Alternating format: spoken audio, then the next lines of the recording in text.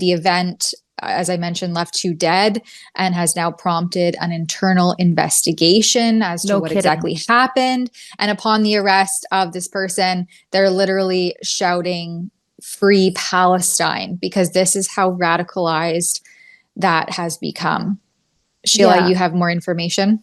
Well, I don't really have any more information that is rather than is out there.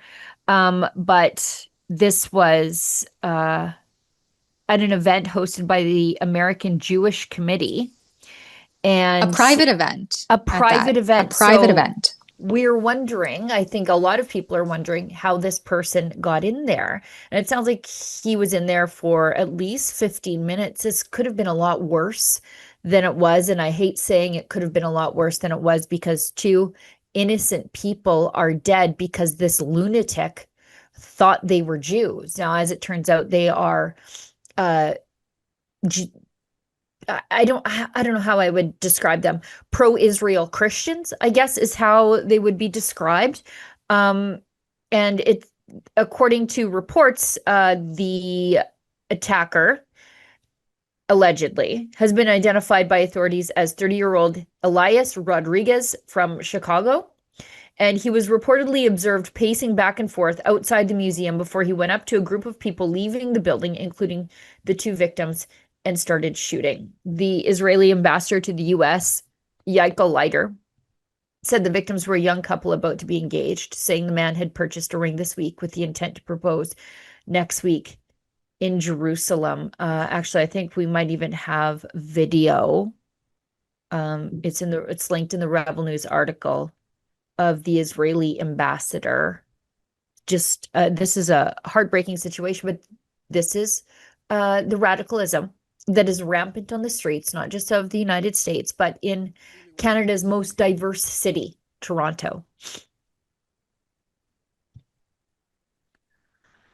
Thank you. Really, what I have to say this evening is thank you, Mayor, to your amazing staff, Attorney General, Ms. Bondi, Chief Attorney for Washington, Judge Janine Pirro. Oh. The couple that was gunned down tonight in the name of Free Palestine. It's a young couple about to be engaged. The young man purchased a ring this week with the intention of proposing to his girlfriend next week in Jerusalem. They were a beautiful couple who came to enjoy an evening in Washington's Cultural Center. I will say this: we are a resilient people. The people of Israel are resilient people, and the people of the United States of America are resilient people. Together we won't be afraid, together we'll stand, and we're going to overcome moral depravity of people who think that they're going to achieve political gains through murder. On the way in, Ms. Bondi was kind enough to hand me the phone. On the other line was the President of the United States, Donald Trump, who told me that his administration is going to do everything it can possibly do to fight and end anti-Semitism and the hatred that's being directed, the demonization and delegitimization of the State of Israel. Together with President Trump, our Prime Minister, Benjamin Netanyahu, will stand together tall and firm, and we will confront this moral depravity without fear and with determination.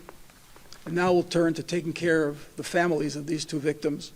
And again, I think the American administration, and the city of Washington, and the law enforcement officers who are on this case are going to get to the bottom of it and bring justice to this city and to the people of Washington, and the United States, and the people of Israel who are here feeling confident and safe in the city of Washington and around the United States of America. Thank you. All right. So I just dug around on Reuters for what they know about Elias Rodriguez, who is still alive. He's the single lone suspect in the shootings. Rodriguez, as I said, is 30, lived in Chicago. He chanted Free Palestine while in custody. So we know this is politically and religiously motivated. Attorney General Pam Bondi said he acted alone so far. The FBI is aware of writings allegedly authored by Rodriguez. This guy has a manifesto. Now, unlike the manifestos of other shooters, like the attempted Trump shooters, I think that FBI Director Dan Bongino is going to let people know what it actually said instead of leaving people to speculate on the motives here. I think we all know the motives. The shooter was briefly affiliated with the far left group in Chicago, the Party for Socialism and Liberation. The group says now it rejects any association with the shooting. Okay, but he was one of yours till he acted on the violence. And if you're wondering what global intifada means, this is it. Like this is what they mean by global intifada, the global uprising. Rodriguez worked at a healthcare nonprofit, the American Osteopathic Information Association. He's just so textbook left-wing. He was an oral history researcher at the History Makers, a nonprofit dedicated to preserving African American stories. And he holds a BA in English from the University of Illinois. Netanyahu's already spoke to Trump. And so that's what we have so far. The victims are named as Yaron Lishinsky and Sarah Lynn Milgram.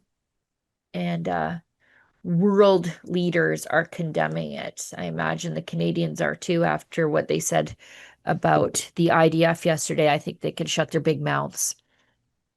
Yeah, the creepiest and most horrifying thing to me about all of this is that, and this is according to witness reports, so take it for what it is, but that the attacker entered the event after he shot these people in close range. It said, it's being said in close range, where he asked for water and that he needed a safe space before putting on a keffiyeh and shouting Free Palestine. So to have the gall to then go into an event where you just shot at point blank 2 people leaving, asking for water, which, one would assume that he was probably given some water.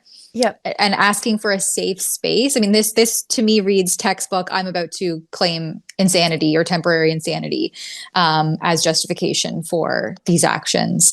So we'll see as news reports come out and kind of continue in that way. But just the gall to go back into the event to ask for water and say that you need a safe space before whipping out a keffiyeh and chanting Free Palestine. What a slap in the face after you've just murdered 2 people. Allegedly. We have video of him chanting Free Palestine and his stupid keffiyeh falling off his head. Maybe we can show that. Oh, it's the last thing in the thread, Efron. Sorry to put you on the spot there. We'll bring it up. But yeah, it's not allegedly that he shouted that. He definitely did shout that during his arrest. And he has no, according to them, prior police record.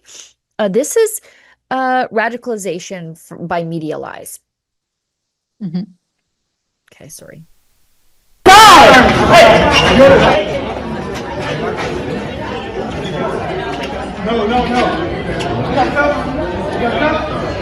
Free Palestine! Free Palestine! Free Palestine!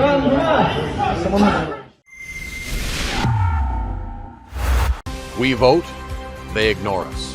Alberta's values just don't match Ottawa's, and they never will.